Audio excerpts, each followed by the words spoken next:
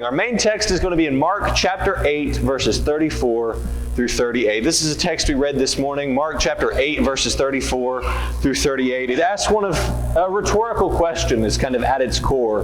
What will it profit a man if he gains the whole world and he loses his own soul? Or what will a man give in exchange for his soul? Before we get into this text, though, I want each of us to stop and think, what is one of the most valuable things that you possess? It doesn't necessarily have to be worth the most. It may be something that's incredibly sentimental to you. It may be something that it's an antique, it's incredibly old. What's something in your life that's incredibly valuable to you? As I think about that question, as I was putting this together, I make the joke, I'm a broke college student. I don't have a whole lot of valuables, but a couple of them. I think about the engagement ring. Now, pro tip, getting engaged is expensive. I did figure that one out the hard way, but an engagement ring is something that's incredibly valuable. That's got nothing on the wedding itself, I don't think, but I'm not as involved in that part. But that kind of idea of that's something that's incredibly valuable to me. But as we think about, we all have certain things in our life that are special to us, that are important to us, that are unique to us. Mom's got a ring of grandmommies that grandmommy had for years and years and years. That's something else that's incredibly valuable. But as we think about what's most important to us, what kind of value do we place on our soul?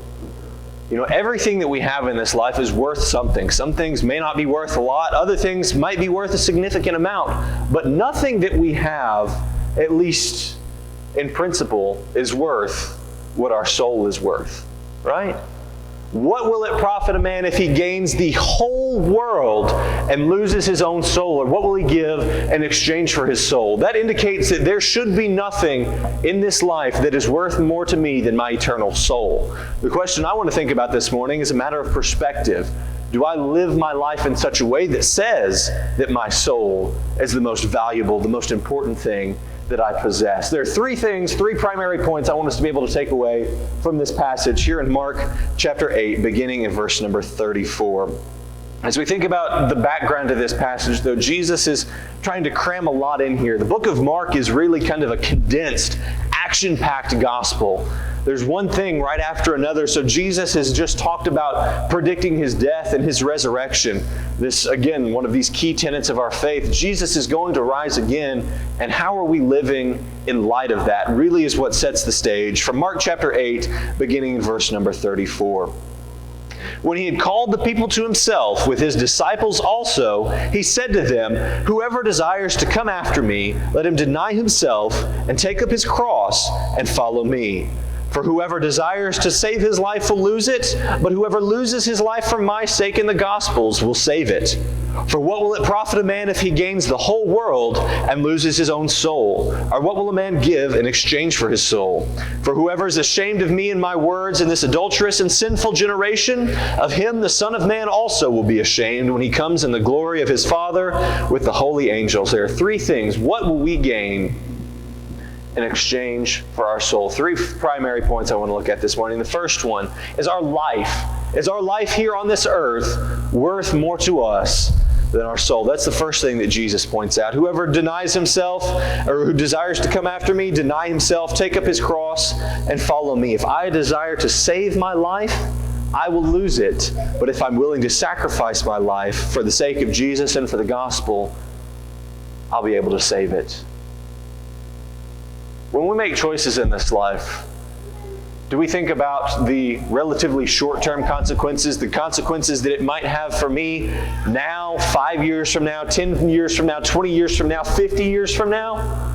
Or do we think about the eternal consequences of those decisions? If I desire to save my life, if I'm willing to renounce my faith in the face of persecution, if I'm willing to compromise my faith for the sake of material gain, then I'm going to lose it. That's the idea that Jesus is telling us. If you desire to save your life, if your life on this earth, with all of its comforts, with all of its valuables, with all of those things, is worth more to you than your soul, then you're going to lose your life and ultimately your soul. You know, as we think about a good example of this, Paul's really the best example that I could think of when we think about the importance of our physical life versus our eternal life. Turn over, if you would, to Philippians chapter 1, beginning in verse number 19. Philippians 1, verse 19. Paul writing this, ironically, in prison, and yet he has this to say about how we ought to live in light of our physical life versus our spiritual life. Philippians chapter 1, beginning in verse number 19. In prison, Paul writes, "For I know that this will turn out for my deliverance through your prayer and the supply of the Spirit of Jesus Christ, according to my earnest expectation and hope that in nothing I shall be ashamed, but with all boldness as always, so now also Christ will be magnified in my body, whether by life or by death. For to me, to live is Christ, and to die is gain." Do you desire to keep your life? Is that what's most important to you more than anything else? I want to stay alive. I want to have all the greatest aspects of life. I want to have the biggest house, the nicest car, all of these physical possessions. That's what Jesus is driving at here at Mark chapter 8, verse 35. If that's what you desire, ultimately, saving your life, what's it going to be worth in the grand scheme of things? There's that standing joke. There's three things in this life that are, or there's two things in this life that are certain: death and taxes, right? We will all face death at some point. There is no escaping that. What matters to us is how we live the life that God has given to us. If we desire to follow Christ, truly desire to follow Him, it's going to take sacrifice in this life.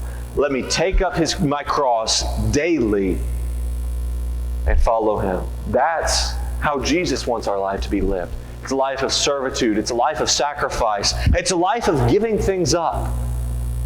Jesus offers us an alternative. He says you can live for yourself. You can live to fulfill every desire that you may have. You can live for all of these worldly pleasures, but at the end of the day, if saving your life is most important, you're still going to go in a box in the ground one day. He who desires to save his life will lose it, but whoever loses his life for the sake of Christ and for the gospel will save it. If we can get past this short-sightedness of saying this life is all that's worth living for, this life is all that I have, and I can focus on something that comes after, and I lose my life here for the sake of the gospel, then I have an eternal reward to look forward to. For me, to live is Christ, and to die is gain. Paul says that because he knows that to be, and the following verses will point this out, for me dwelling in the flesh is far more beneficial for you, but for me to die is the opportunity to go live with Christ Jesus. If that's the perspective that we can have, and Paul's writing this in prison, Paul knows he's nearing the end of his days. He just has a few years left on earth. This is in the late 50s. Paul would be put to death 5 or 6 years after writing the book of Philippians. Paul knows he doesn't have much time left on this earth, but he knows that for me to live is Christ.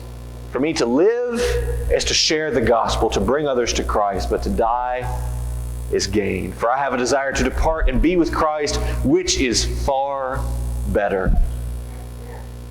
Our soul is valuable more so than anything else that we may possess. But do we rank our life on this earth more importantly than we do our soul?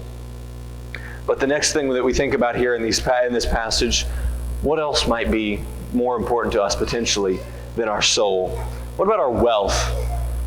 For what will it profit a man if he gains the whole world and loses his own soul? Or what will a man give in exchange for his soul? Is the promise of riches, is the promise of wealth what appeals to us the most? You know, we find another example of that actually just a couple of pages over. Turn over, if you would, to Mark chapter 10, beginning in verse number 17. Another story that we're all familiar with. But as we think about reading a story of the rich young ruler in Mark chapter 10, beginning in verse 17, we often criticize the rich young ruler, don't we?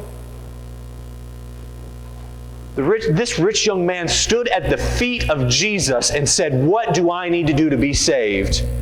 Jesus says, "You're going to have to give up some things." We ridicule this man because he went away sorrowful, because he had a lot. Do we find ourselves in that same position sometimes? Jesus expects us to live a life of sacrifice. He doesn't promise us a life of comfort and of riches and of always having the biggest, nicest things in this life. Sometimes we go away sorrowful because we have a lot. We are blessed to live in a land of opportunity. You know, statistically, Americans as a whole, even those that live under what the American government considers the poverty level, are still in the top 2% of income in the entire world. The poorest among us are still some of the richest in the entire world. We've been given so much, but do we sometimes prioritize the accumulation of wealth and the accumulation of things above our soul? The rich young ruler did. Why do you call me good, Jesus says, Mark 10:18. You know the commandments. Do not commit adultery, do not murder, do not steal, do not bear false witness, do not defraud, honor your father and mother. Teacher, I've done all of these things from my youth up. He realizes that his soul is important. He realizes that following God is critical. I've obeyed all these commandments from the time I could understand them. We find ourselves in that position sometimes too. I'm sure I've done all of these things. Then Jesus, looking at him, loved him and said to him, one thing you lack, go your way, sell whatever you have and give to the poor, and you will have treasure in heaven, and come take up your cross and follow me. A Christian life requires sacrifice sometimes. Christians aren't promised the best and greatest in this life. But Matthew 6, verses 19 through 21 tells us that where our treasure is, there will our heart be also. If my treasure is invested in the stock market, if my treasure is what's in my bank account, if my treasure is what I've got in my garage, or if my treasure is what I've got in my IRA, whatever the case may be, if that's where my treasure is, that's what I'm going to be focused on. But if I've laid up for myself treasures in heaven, if I've invested in heaven, then that's where my heart's going to be. Do we sometimes allow the riches of this world to become worth more than our soul? Do we find ourselves compromising? One of the 7 churches of Asia was found doing that in Revelation chapters 2 and 3. When we find ourselves compromising, we don't have to give up completely. Satan doesn't have to get us to completely quit running the Christian race. He's just got to get us to compromise. If Satan can find a way in, if he can get us to yield a little bit, give him an inch and he'll take a mile, right? Once we find ourselves compromising in pursuit of riches, once we find ourselves compromising in pursuit of the things of this world, we put those things above our soul. And eventually, what will a man give in exchange for his soul? Think about that thing, that valuable thing that you have that we thought about here in the beginning. Is that worth more? Can you get up to the judgment seat of God when you die? Can you hold that thing out to God and say, God, I'll trade you this for my soul. God, I'll trade you this diploma. God, I'll trade you this job title. God, I'll trade you the title to this car, to this house, or the deed to my bank account, whatever the case may be. Can you trade that valuable thing that you own for your soul? No, absolutely not. No matter how much it may be worth, it is not worth your soul. Is that what we find ourselves pursuing? Pursuing saving our life, pursuing satisfaction in this life, pursuing wealth in this life? Or here's probably where it may get personal for some of us. This is where it gets personal for me. What about verse 38 of Mark chapter 8? For whoever is ashamed of me and my words in this adulterous and sinful generation, of him the Son of Man will also be ashamed when he comes in the glory of his Father with the holy angels. How many times do we find ourselves concerned with saving our pride? As Christians, we're commanded to sacrifice. We know that. We follow that. We give up. Here in just a little while, the plate's going to be passed around so we can give of our means. 1 Corinthians chapter 16, verses 1 and 2. We understand that and we do that. We know that we ought to do that cheerfully. We're grateful for the opportunity to give back to God, but how many times do we seek to save our pride? Proverbs chapter 16, verse 18. Pride goes before destruction and a haughty spirit before a fall. Humility isn't easy. But is our pride worth it? Are we ashamed to claim the name of Jesus? Is our pride worth more to us than our faith? You know, as I think about, again, that Christian evidences class that I took this semester, we thought about all of these basic fundamentals of our faith, but we spent the last about 3 weeks talking about, okay, now that we have all of this information, How do we talk to people about it? You know, it's all well and good to talk about sports. I like sports. We've got this Titans 2022-2023 season schedule just came out. That's cool. I'm excited. It's going to be a good season. I can talk to other people about that. I can talk to other people about pizza. I mean, I'm not the pizza man, but sure, I can talk to other people about pizza, right? I'm a little bit passionate about that. I can talk to people about Fried Herdeman and everything that I've learned there, the lifelong connections that I've made. But what about talking to other people about Jesus? Think about the amount of conversations that you've had this week, except for Lillian, because Lillian has lots of conversations, but it's okay. We won't hold it against her. Think about the conversations that you've had this week. How many of those conversations have centered around Christ? How many of those conversations have centered around what God has done in your life? How many of those conversations have had any kind of spiritual emphasis whatsoever versus the rest of the conversations that you've had? Part of it may be because we don't know how to approach those conversations, and that's okay. We're going to work on that on Sunday nights here in the next few weeks, so keep coming back for that. If I don't scare you off this morning, come back tonight and come back next week. But sometimes that's because we're more worried about what other people may think of us. This idea of, if I'm ashamed of Jesus and His words in this adulterous and sinful generation, Jesus understands this thing called peer pressure. If I'm ashamed of Jesus in this adulterous and sinful generation, that sounds about like it is today, right? Sure, this was written 2,000 years ago, but it sounds about the same as it is today. This adulterous and sinful generation doesn't want to hear the words of Jesus, right? No. It's getting harder and harder to teach that as days go by. But Jesus says, if you're ashamed to teach it, I'm going to be ashamed of you in front of my Father. How much is our pride truly worth? You know, even Jesus' apostles struggled with pride. Turn over, if you would, just a page. Mark chapter 9, verses 33 through 37. Mark 9, 33 through 37. It says, Then he came to Capernaum, referring to Jesus. And when he was in the house, he asked them, What was it you disputed amongst yourselves on the road? But they kept silent, for on the road they had been disputing amongst themselves who would be the greatest. And he sat down, called the 12, and said to them, If anyone desires to be first, he shall be last of all and servant of all. And then he took a little child and set him in the midst of them. And when he had taken him in his arms, he said to them, Whoever receives one of these little children in my name receives me, and whoever receives me receives not me, but him who sent me. The apostles, those who saw Jesus in the flesh, still had the audacity within themselves to say, who's going to be greatest in the kingdom? Who's going to be able to claim I baptized the most people? Who's going to be able to claim I had the most spiritual discussions? Who's going to be able to claim this and this and this and this and this? Pride is something every single one of us struggles with from time to time. We may not hold our lives in that great of an esteem as some people do, some who are just terrified to die. Because as Christians, we have a greater confidence. We may not even be all that attached to our wealth. I had fun talking about, we kind of bounce sermon ideas off of each other in another one of my classes this semester. And I bounced this idea off of some of them, and they said, well, you can't really relate to that. We're all broke college students in here, right? We might not hold that much attraction to our wealth, but oftentimes we find ourselves holding on to our pride for dear life. And Jesus says, if you want to be first, if you want to be the most prideful, if you want to be the greatest, you're going to be made the most humble.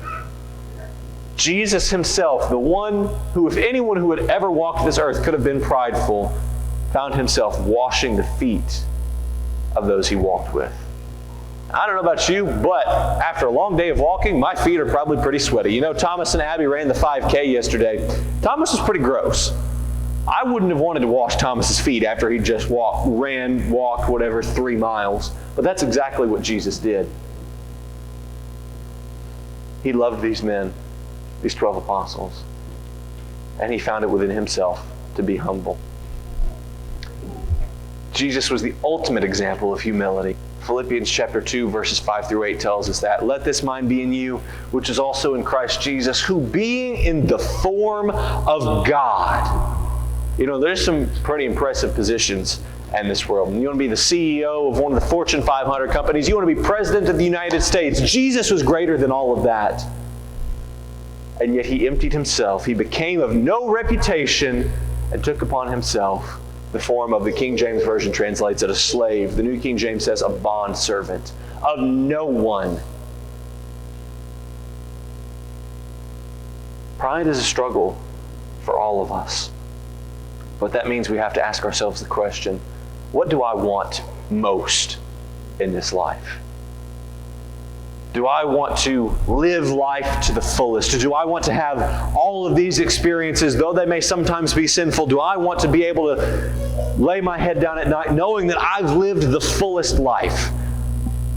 Do I want to go to my grave knowing I've accumulated more wealth than anyone else on this earth? I've done so much, I've accomplished so much, I've gained so much.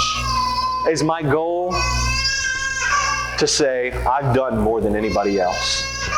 I've accomplished more than anyone else. I have more medals hanging in my office. I have more plaques on the wall. I have more trophies on the shelves than anyone else. Is that my goal? Or is my goal eternity? Is my goal to let all of those things take a little bit of a back seat? Now, there are a lot of things that I want to accomplish in this life. I finally want to get through college and be able to say that I accomplished it. Have those degrees to hang on the wall here. I've got one more year, so I'm getting close. Feels like I've been saying that for years. That's something that I want to accomplish. There are other things that I want to do in this life. I want to see the world. I want to be able to travel. I want to live a comfortable life. But if I allow those things to become more important to me than my eternal soul, that's when I've made a mistake. That's when I have to re-examine my priorities. What will I gain? Will I gain in this life? Or will I gain in the next? What do I desire most? Life is all about priorities. There's a term we use in one of our business classes. It's called the opportunity cost.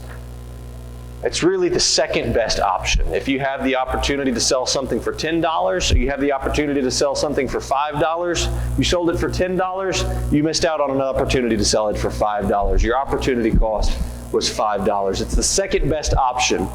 If the opportunity cost for us in this life is giving up our soul in pursuit of pleasure, we've made the wrong decision. If we truly want to follow Jesus, He requires us to love Him more than our pride, love Him more than our wealth, and love Him more than life itself. Jesus Himself didn't consider any of these things when He gave them up for us.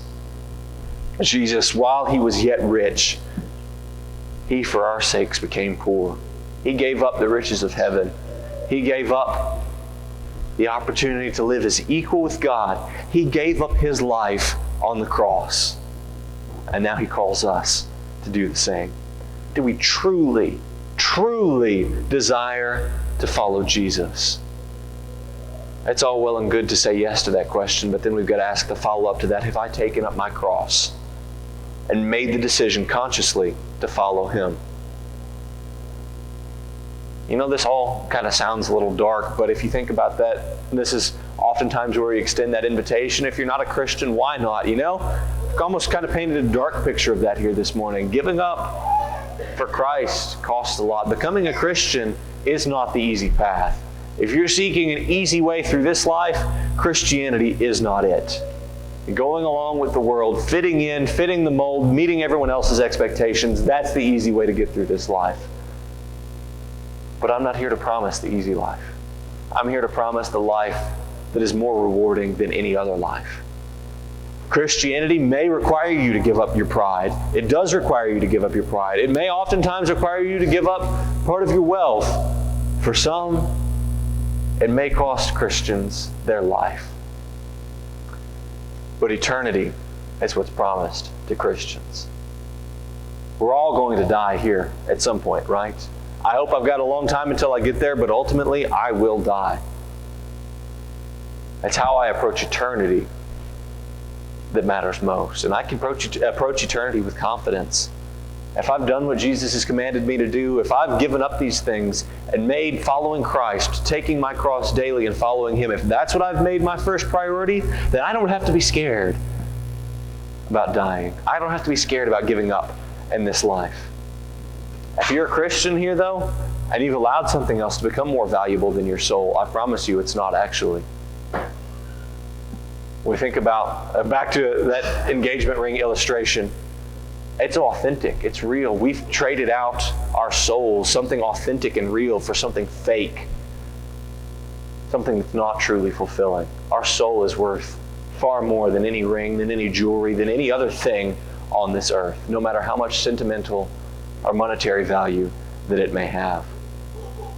If you're a Christian and you've stopped carrying that cross, if you've put that down in favor of picking up something else, whatever it is, put it back down. Pick up your cross again. I know it's not easy to carry that weight. It's a hard burden to bear sometimes. But once you're done carrying it, Jesus says, "Come to me, all you who labor and are heavy laden, and you will find rest." That cross won't move itself. We press towards the goal, towards the high calling of Jesus Christ, Philippians 3, verses 13 and 14. Before we close, examine your life and ask yourself this. Back to our lesson title, what will I gain?